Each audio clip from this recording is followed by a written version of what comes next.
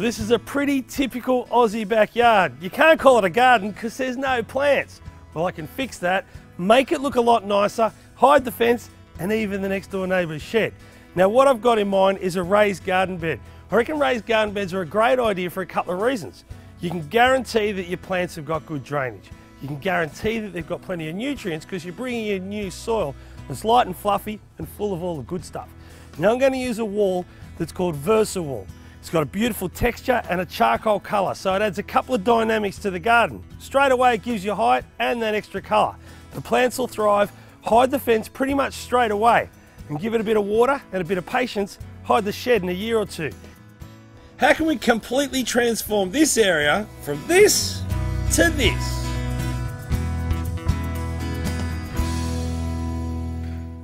Now the first thing we've got to do is work out where the garden bed's going to go. Put a string line out and mark it out. Now I'm aiming for my garden bed to be 1 metre wide. I'm putting a lily-pilly hedge in that I want to allow 600mm for it. Then in front of it I'm putting some liriope, I'm allowing 200, and then I'm allowing 200 for the block, giving me my metre. So coming off the fence, finding 1 metre, the outside of my stake is the metre. Let's double check it. Tie it off, and I'm going to take all the grass out. And the reason I'm taking the grass out is because it can grow through the soil into your garden bed. And across the front, I need to dig a footing. Now it sits on 100mm of road base compacted, but I'm going to have to go about 300mm wide, just so it's nice and firm and strong. And if you've got some mates that aren't doing anything on a Saturday afternoon, this is a great time to invite them around for a beer.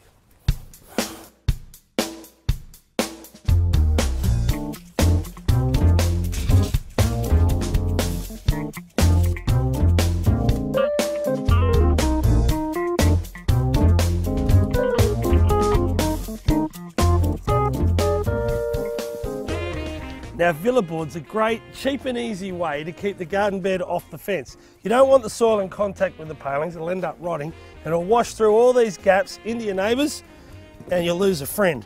But by putting this up, you can retain the garden bed. Now you can't do this if you had a sloping block and you're retaining everything, but we're just retaining a garden bed like this. The pressure and the weight is going down, not to the sides, so this isn't going to knock over your fence. I'll just tack it off with a couple of nails, work my way along, and when we backfill, you won't even see it.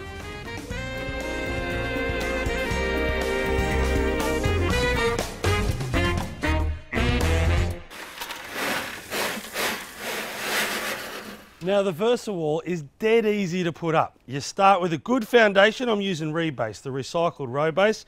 I only need 100mm deep for what I'm putting up, 3 courses, and I've gone the 400 wide so I can fit my whacker in.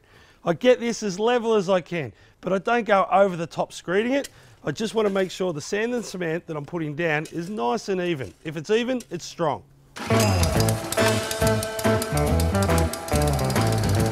You can hire a whacker for about 60 bucks for half a day, and it's important that you go over it a couple of times. If it's really dry, dampen it down. And if it's too wet and it's sticking to your plate compactor, well, you can throw down a little bit of sand over the top, and that's just like greasing a tin.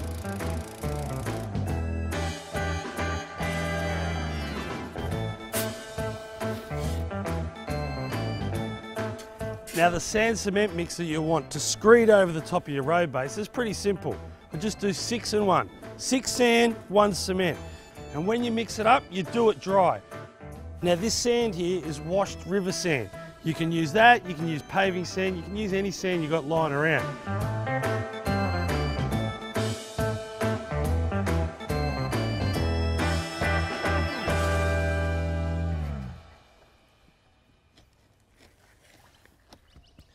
The best thing about these walls is you don't have to mud up between each joint. They lock into each other because of all these lugs here. And the corners are super strong. Now, when you're ordering your wall, one thing to take into consideration are the corners. There are right and left corners. If you see the back of this one, it's completely different to just a normal block.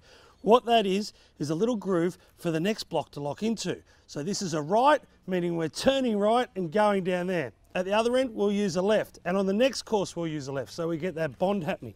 They just butt into each other. We slide one into there, and then we'll set up the string line. The next course will be the exact opposite.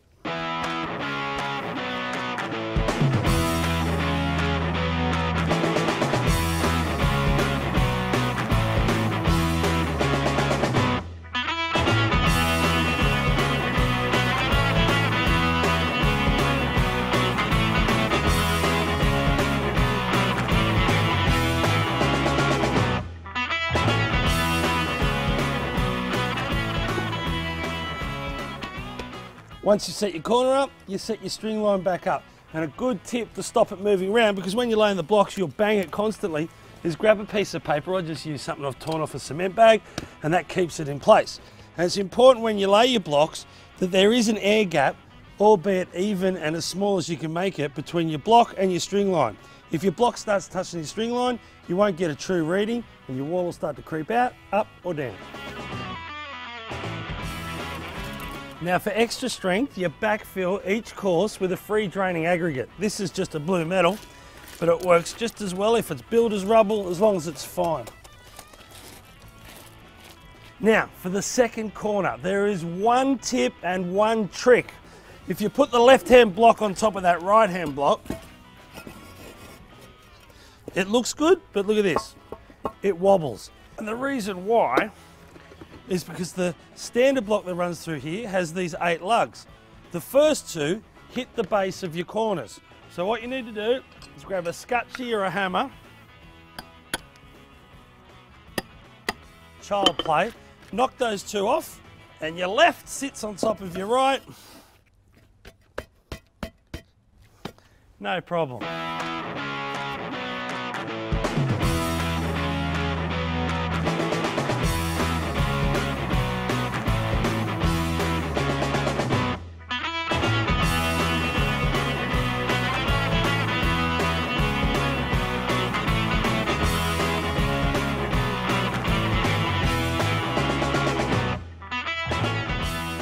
Grab the front of that, Jack. You all right? Now you've got to fill the second course. Fill that up for us again, mate. And put a little bit behind it. It kind of brings the footing up and around the side of the wall and encases it.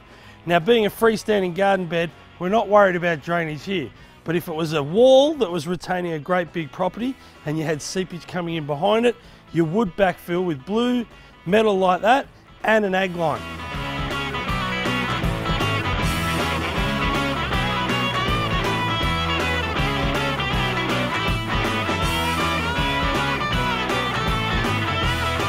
Now to stop the soil going through the wall, I'm going to add some geofabric. The geofabric will let water go through, but not the soil and silt, keeping your garden bed where you want it to be. Now we've managed to build the whole wall and only had one cut, which is cutting a block in half so we can start off and finish with stretcher bond. But when it comes to the capping, we need to get miters in the corner so it looks like a professional's done it. But if you have a look at the blocks, they're longer than they are wide. So if you went from corner to corner, you'd get a cut that was touching at the outside and big wide gaps at the back. Well, the easiest way to do it is without a tape measure and without a ruler. You just find the corner of the 2 blocks and line it up. What you see here is the excess and the excess.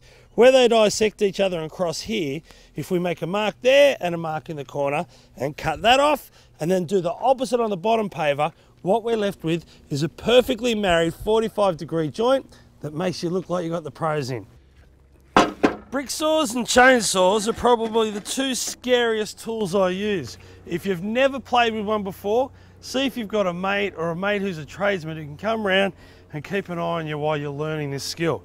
The problems that go with it, if you don't put your block in or your brick or your paver in dead square when you're cutting and you get a bit skew-if, it can fly anywhere. So it's definitely not a spectator sport, and you definitely need to have your personal protective gear. Eyes, hands and your ears are a dead minimum. All right, what I do is I line it up dry. Yep, that looks good. I'm just taking away that black mark. Turn it on. Add the water.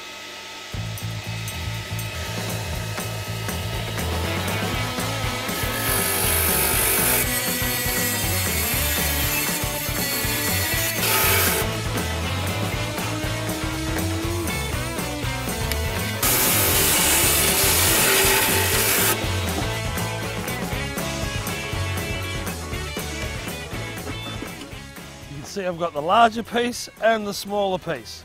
These are the keepers.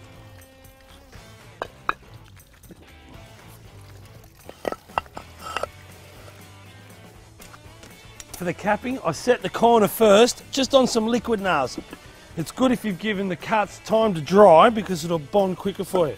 But start with the corner.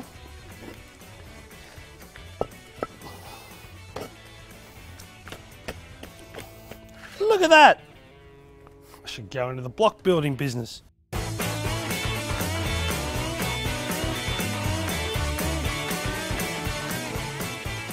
Remember I started by saying if you start level, you'll finish level. Well, look at that there. She's nice and level.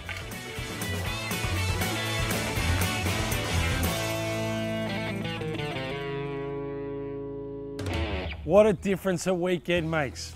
This backyard is now a garden, and it's got all the structure it needs to hide the fence and the shed in no time at all.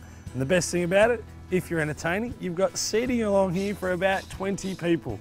And it's rock solid. It's not going to go anywhere, and the plants are high enough that the kids can play all the sport they like, and the balls and the bats aren't going to go flying into the garden bed. These lily pillies with a bit of water, they could be 5 metres tall in a couple of years. For more information on all my DIY projects, simply go to adbrimasonry.com.au. You can get all the fact sheets and download them from there, plus all the hints and tips you'll need to do the job. While you're there, check out our inspirations gallery. There's a ton of photos sure to inspire you to get out in the garden and do a job this weekend. Good luck. Well, I reckon I've changed the backyard. It's time for me to relax.